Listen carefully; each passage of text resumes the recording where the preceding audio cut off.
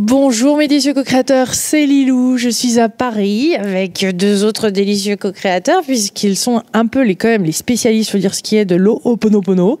Puisque, alors c'est quand même grâce à une personne qui regarde les vidéos, qui m'a informé, qui m'a parlé de vous, qui m'a offert ses livres en conférence. Bien sûr que c'était une évidence qu'on se rencontre un jour, mais ça s'est fait comme ça, c'est marrant ces synchronicités qu'on peut vivre encore plus en ce moment. Oui. Et je crois que c'est la magie de cette période dans laquelle on vit, qu'on n'a pas besoin de forcer les choses, que les choses elles se font tout simplement quand c'est le moment. Et c'est tellement confortable de vivre comme ça. C'est bon, hein, Jean? Ouais. Mais on vit une période incroyable. Hein.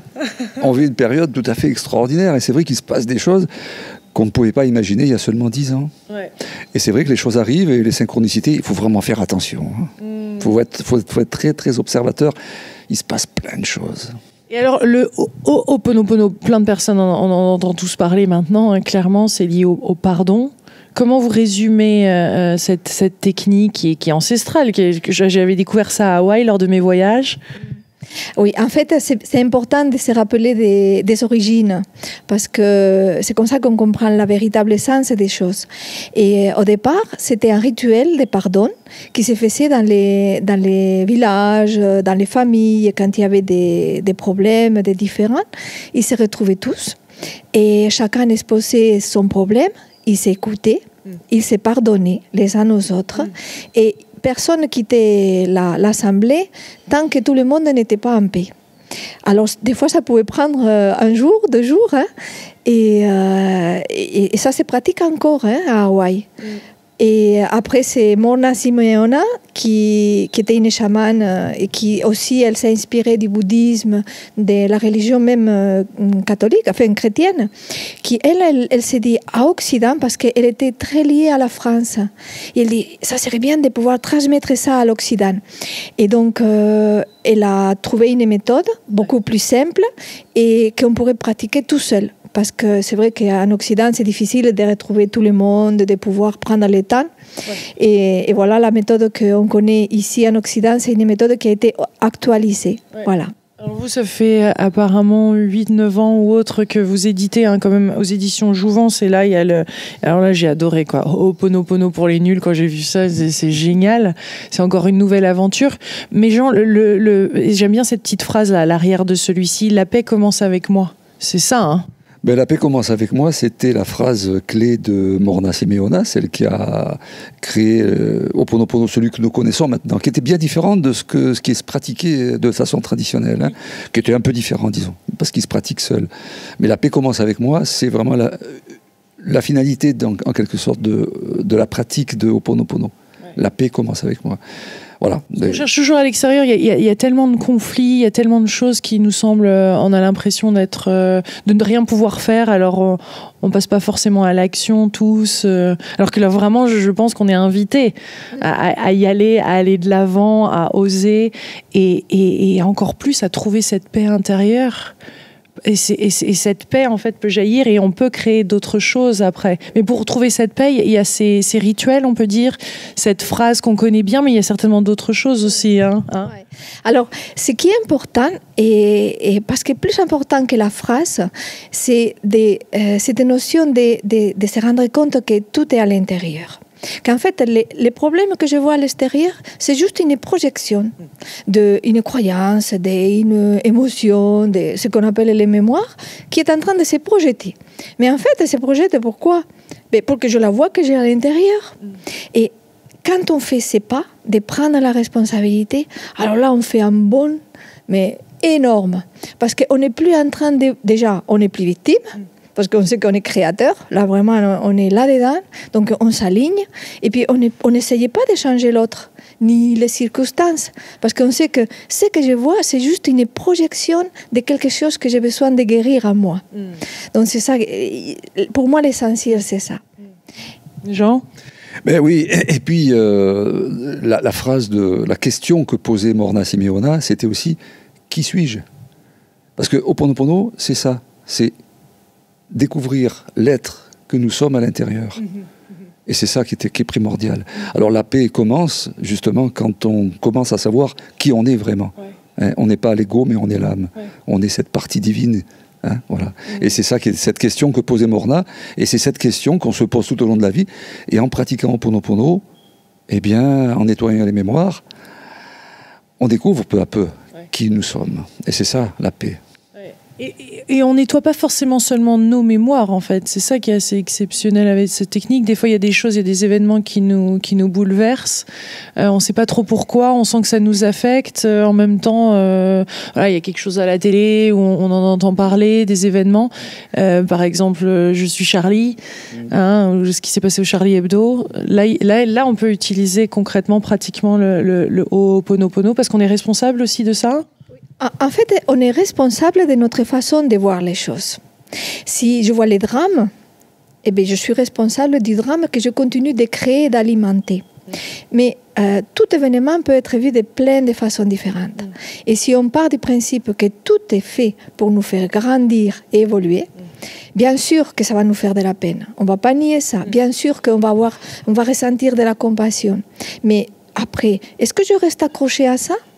Ou est-ce que je me dis, ça, c'est quelque chose qui est là pour me faire avancer et pour nous faire avancer tous. Et plus je mets la paix à l'intérieur de moi, c'est ça que je vais créer. Donc, c'est sûr que c'est difficile parfois de prendre la responsabilité et on a tendance des fois à se sentir coupable. Mais ce n'est pas ça du tout.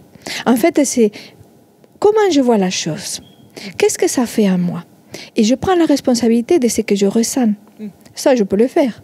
Il n'y a pas de problème. Si ça me fait de la peine, eh bien, je prends la responsabilité de cette peine que je ressens.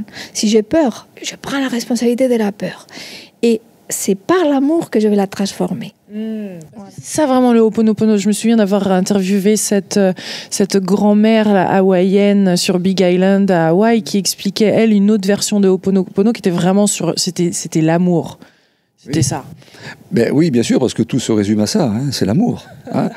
Qui nous sommes amour. Qui est Dieu? Dieu est amour. Et quand tu regardes une plante, c'est quoi que tu regardes? C'est l'amour qui a créé ça.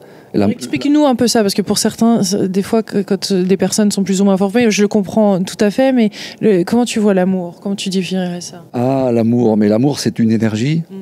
L'amour, c'est une énergie qui nous unit à tous. Hein, et c'est vers quoi on tend? C'est vers cette énergie d'amour.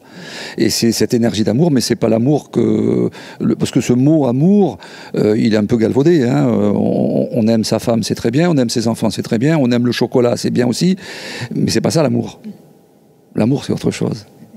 C'est une énergie qui est à l'intérieur de nous. Et l'amour, il faut le chercher à l'intérieur. Et elle est à l'extérieur pourtant. C'est quoi ce rapport intérieur-extérieur? On sent qu'à un moment, en fait... Il est d'abord à l'intérieur. Ouais. L'amour est d'abord à l'intérieur. Et tu vois, quand on pratique Ho'oponopono, on nettoie les mémoires, quelles qu'elles soient. Et on ne sait pas quelles sont ces mémoires. Elles sont individuelles, personnelles, collectives. On s'en fout. Ouais.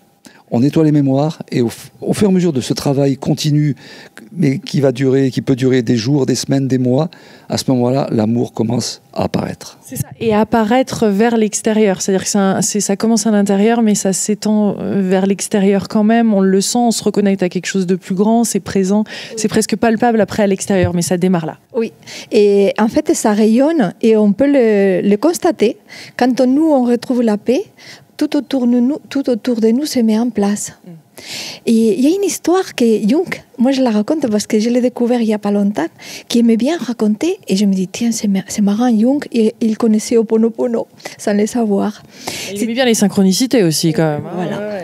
Et donc, il raconte parce que c'est une histoire vraie, et c'est dans un pays où il y avait beaucoup de sécheresse. Tellement de sécheresse que ça devenait insupportable. Et ils ont fait venir un faiseur de pluie. Et c'était un petit bonhomme tout sec, comme ça, qui arrive. Et le monsieur, il dit, voilà, j'ai besoin juste d'une chose, d'une petite maison tranquille. Bon, ils n'ont pas compris, mais ils ont donné la petite maison. Et le monsieur, il s'est assis dans la maison pendant 3 jours. Et au bout de 3 jours, il a neigé. Et alors, c'était un occidental qui racontait ça. Il était là et il est allé lui demander, mais monsieur, dites, comment vous avez fait pour créer la neige. En plus, vous êtes faiseur de pluie et en fait, vous avez créé la neige. Comment vous avez fait? Et le faiseur de pluie qui lui dit, en fait, c'est pas moi qui ai créé la neige. J'en suis pas responsable. Mais je viens d'un pays où tout est en ordre. Et donc, j'étais en ordre. Les choses se passaient comme doivent se passer. Mais à partir du moment où je suis arrivée ici, où les choses ne sont pas en ordre, moi non plus, je n'étais pas en ordre. Alors, il a fallu que j'aille dans une maison pour faire de l'ordre, pour me mettre en accord avec les Tao, c'était en Chine. Et à partir du moment où j'étais en accord, la neige est arrivée. Les Tao a amené la neige. Et donc, en fait, c'est ça. C'est que quand nous, c'est pour ça qu'on prend la responsabilité parce que quelque part en moi, il y a quelque chose qui n'est pas en paix. Donc, tout ce que j'ai à faire, c'est de rétablir la paix à l'intérieur. Ouais. Et je crois que c'est le meilleur cadeau qu'on peut faire au monde. Ouais. Des fois, on parle de karma aussi. Hein. Qu'est-ce que vous en pensez de cette notion karmique? Mais tout est karma. En fait, toutes les mémoires que nous avons, si elles viennent d'une vie antérieure, et c'est bien souvent le cas, certainement, eh bien, on va parler de karma. Mais c'est un mot, il ne faut pas en avoir peur, il ne faut pas trop l'employer, parce qu'en fait, il n'y signifie pas grand-chose. Mais tout est karmique. Bon, tout est mémoire. Et tout ce qui nous arrive, tout ce que nous disons, tout ce qui intervient dans notre environnement, c'est une mémoire qu'il y a derrière. Zéro erreur, par exemple, tout est vraiment mémoire, même une cheville qui se foule. Oui. Mais en fait, c'est une façon de voir, hein. Et c'est une façon de parler. Hein. Mais sans se prendre la tête, hein, je crois que le mieux, c'est de le faire en toute simplicité.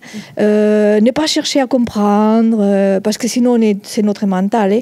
Lui, de toute façon, il ne peut rien faire. Tout ce qu'il a à faire, c'est décider de s'accrocher ou de lâcher. C'est tout ce qu'il a à faire. Et si on les dresse pour lui dire, toi, écoute, fais bien ton travail, tu choisis de lâcher. Alors là, tout se passe à merveille. Un petit conseil pour lâcher? Un petit conseil pour lâcher, nettoyer les mémoires. C'est ça qui aide à lâcher plus après derrière. Oui, parce qu'un conseil pour lâcher, c'est retrouver la confiance. Ouais. C'est la confiance en son âme.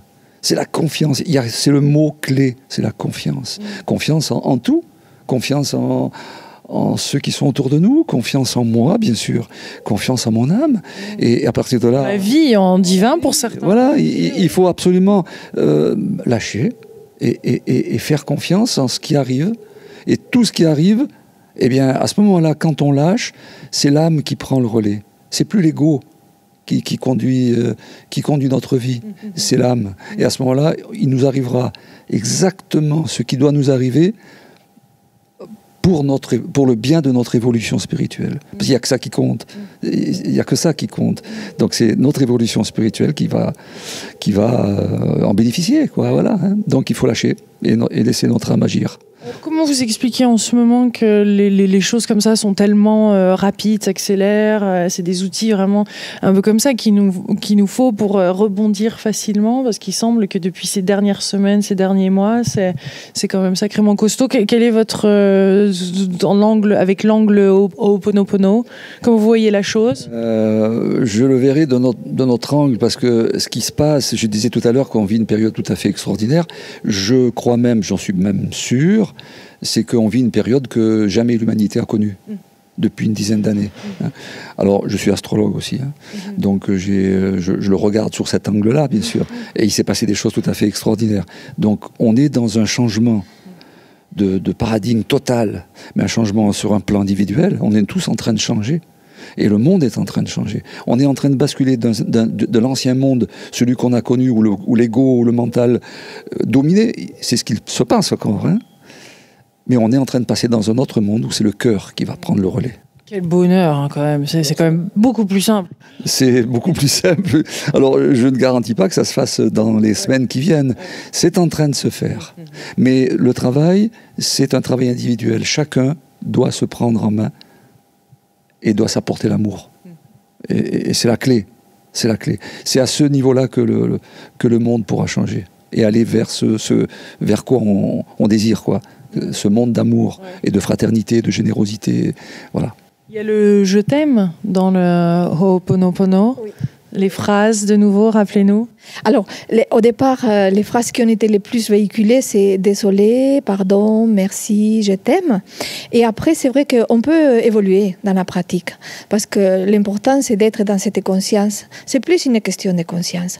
Alors, c'est vrai que les mots sont utiles pour ancrer une nouvelle habitude, mais après, on peut dire simplement « merci ». On peut dire simplement « je t'aime » ou simplement être dans cette énergie d'acceptation. Parce qu'en fait, l'amour, c'est quoi? C'est accepter.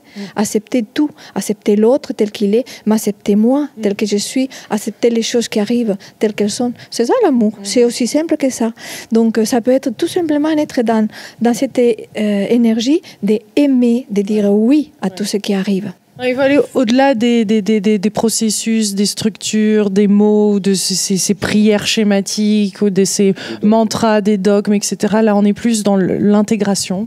Et oui, bien sûr. Et alors, juste un mot, une précision, c'est que traditionnellement, les Hawaïens n'utilisaient pas du tout « désolé, pardon, merci, je t'aime ». C'est très récent et on y a contribué, nous, parce que c'est nous qui avons lancé, on était un peu les premiers à le lancer en France, donc on a pris ces mots que Jovital avait commencé à dire. Hein. Même le docteur Len ne disait pas ces mots comme ça, il disait des phrases pour nettoyer. Et ces mots sont restés, mais ce sont des mots remplis d'énergie, d'une belle énergie. Donc c'est bien au début de la pratique de les utiliser. Ensuite, comme tu disais, on peut dire autre chose. Mais le plus important, c'est la conscience. Ouais. C'est l'intention alors derrière, si on pouvait la résumer, non? Aucune intention. Aucune intention? Sans attente. En fait, quand on dit intention, c'est amour. Voilà, c'est la seule intention qu'on peut donner. Mais après, c'est vrai qu'on dit toujours sans attente, parce qu'en fait, la vie va nous donner toujours beaucoup plus ou des choses qu'on n'aurait jamais imaginées. Ouais. Quand on met une intention, quelque part, on bloque. Oui, si c'est une intention qui est fixe ou rigide, par exemple, mon intention est je sais pas, d'avoir un nouveau job dans tel domaine, etc. Mais si c'est une intention plus vaste, du style, mon intention est de retrouver ma paix intérieure, là, ça fonctionne. Alors, oui, pour être en paix, voilà, pour être en paix. Mais tu sais, c'est important d'être sans attente. Et je reprends un mot que tu as dit tout à l'heure. Quand on est sans attente, on est dans l'attente d'aucun résultat. Oui. Donc, ce n'est pas une technique. Oui. Ce n'est pas un outil. Oui. Quand on emploie une technique, c'est pour avoir un résultat. Oui. Ho'oponopono n'est rien de tout ça. Oui. C'est juste une pratique, c'est une manière de vivre. Oui. Et être sans attente, mais vraiment être sans attente, quoi. Sans intention. Non, mais ce qui est chouette, c'est qu'il y a quand même, et je pense que c'est important de le dire, c'est qu'il y a des étapes à tout ça. Au début, il y a bien un livre, il y a un enseignement, et ce qui est important, et là, la phase dans laquelle je pense que la plupart d'entre nous rentrons, c'est de passer à l'action, de les utiliser, et ensuite, il y a vraiment les intégrer après. Ça se fait pas du jour au lendemain, parce qu'au début, c'est vraiment, on a besoin d'avoir une petite carte avec soi ou un petit livre pour constamment nous rappeler ces 4 mots, tellement c'est difficile à presque... On résiste, hein, il y a un ego à l'intérieur qui résiste le changement, la transformation. Oui, tout à fait. Et puis, moi, je trouve qu'il n'y a pas de mal non plus. Hein. Enfin, moi, encore, je continue des fois, quand je vais promener, je me dis mes mots, et ça m'apaise. Ou la nuit, quand j'ai du mal à m'endormir, je me dis les mots. C'est comme une espèce de chanson que j'ai fait, et mon enfant intérieur la reconnaît. De suite, il se calme. En fait, c'est une façon de me calmer quand les émotions reviennent. Donc, tout est utile, je crois. Mais il ne faut pas s'arrêter aux mots. Oui. Voilà, je crois que c'est important. C'est prendre conscience que c'est beaucoup plus profond. C'est une façon d'être dans la vie. Voilà. Donc c'est même être dans cette... Là, on parle vraiment d'être dans cet univers. Ce n'est plus cette vie matérielle ou simplement ce qu'on voit. Et donc, c'est confier à son âme, là. Hein. On confie à son âme. Et c'est vrai que les mots... c'est important, mais pour pratiquer au début, c'est vrai que les mots, c'est important. C'est bien de lire les livres qu'on a écrits, mais que d'autres ont écrits aussi. Et de participer à un stage, ça booste encore un peu plus. Dans nos stages, certains viennent pour la 10e fois. Et à chaque fois, on progresse. Et moi, je dis, et moi, je répète toujours, mais nous, ça fait la 50e ou 60e fois qu'on y participe à nos stages. Et à chaque fois, on progresse. Ça veut dire que c'est pas quelque chose d'acquis une fois pour toutes. C'est pas une connaissance. Il n'y a aucune connaissance là-dedans. C'est juste une intégration qui se fait tout au long de la vie, quoi. Tu vois ? Quelle est la différence alors quand on parle de simplement pardonner? Et j'adore Olivier Clerc, j'ai interviewé plein de fois sur peut-on tout pardonner, etc. Mais quelle est cette différence quand on parle de pardon pour vous et de Ho'oponopono?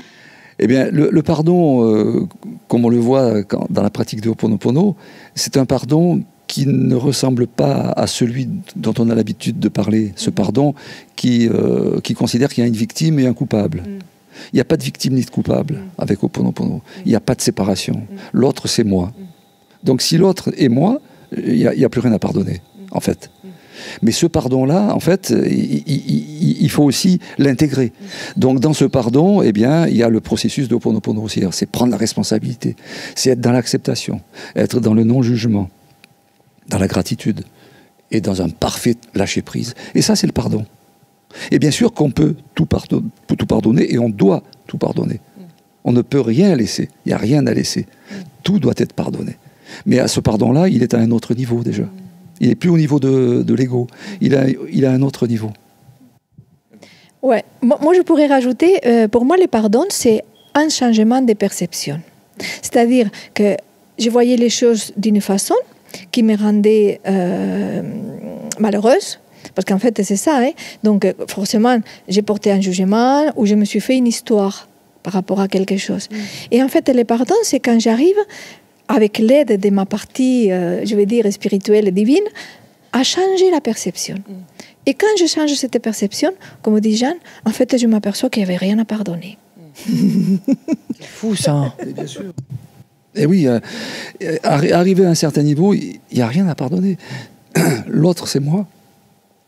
Les Mayas disent « in lakesh ». In lakesh, c'est « tu es une partie de moi, je suis toi, tu es moi, je suis toi ». Donc on n'a plus rien à pardonner. Mais là, il faut être à ce niveau-là, donc à un niveau différent. Ouais.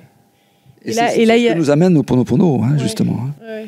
C'est-à-dire que les guérisons ou les choses qu'on pardonne peut-être commencent plus basiquement par soi-même ou par des choses qui nous arrivent dans la vie. À un moment, ça commence à s'élargir ou c'est plus vaste, c'est plus grand, ça devient plus universel ou pas? Je veux dire, quelle est la progression comme ça vers Ho'oponopono où en fait, parce qu'à un moment, ça s'arrête d'être sur notre propre personne, vous voyez ce que je veux dire? Et ça devient plus des mémoires peut-être ou quelque chose de plus vaste?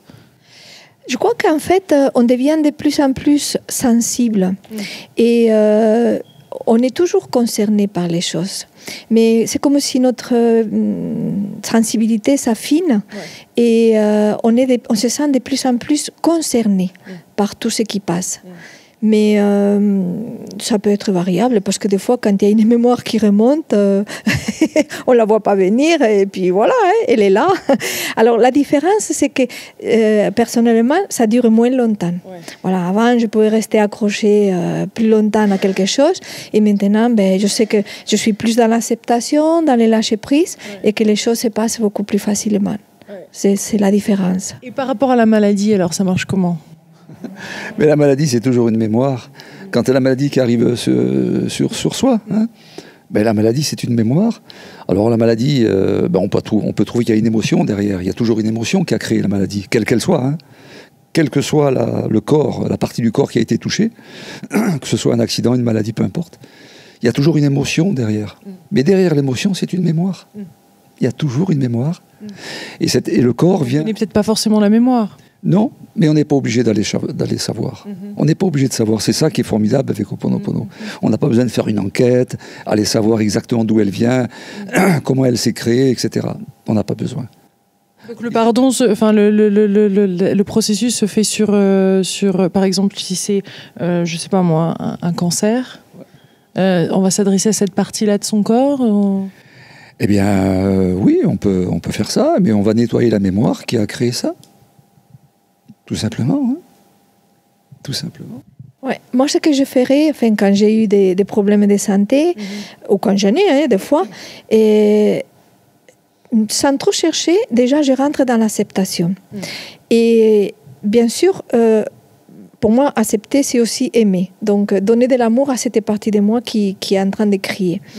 Et c'est vrai que de suite, je retrouve comme un état de paix.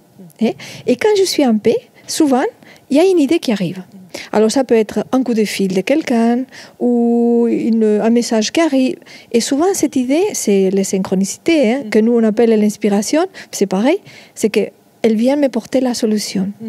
Mais bien sûr, dans les cas d'un cancer, je ne peux pas en parler pour l'instant, je ne sais pas, mais je crois que voir, ou en tout cas percevoir ça comme un chemin que la vie m'apporte, ou que moi-même je me suis apporté, toujours pour évoluer. Alors c'est sûr que c'est facile de dire quand on ne l'a pas vécu, mais j'ai eu des témoignages, il y a une grande différence de vivre ça dans l'acceptation que de les vivre dans la colère, dans la lutte, etc. Donc pour moi, le chemin, c'est Ho'oponopono va nous aider à les vivre dans cette énergie. Dès qu'il y a cette acceptation, on libère quelque part cette force de vie ou cette intelligence du corps ou autre à agir, à faire son job en fait. Sinon, ça contracte et ça ne peut pas. Oui, parce que si on n'est pas dans l'acceptation, on est dans le combat. Et dans le cas d'une maladie, si on est dans le combat, on a perdu d'avance. Donc il faut vraiment être dans l'acceptation. Et puis vivre la maladie, la vivre. Il faut l'aimer, cette maladie. Parce qu'elle est venue nous apporter un message.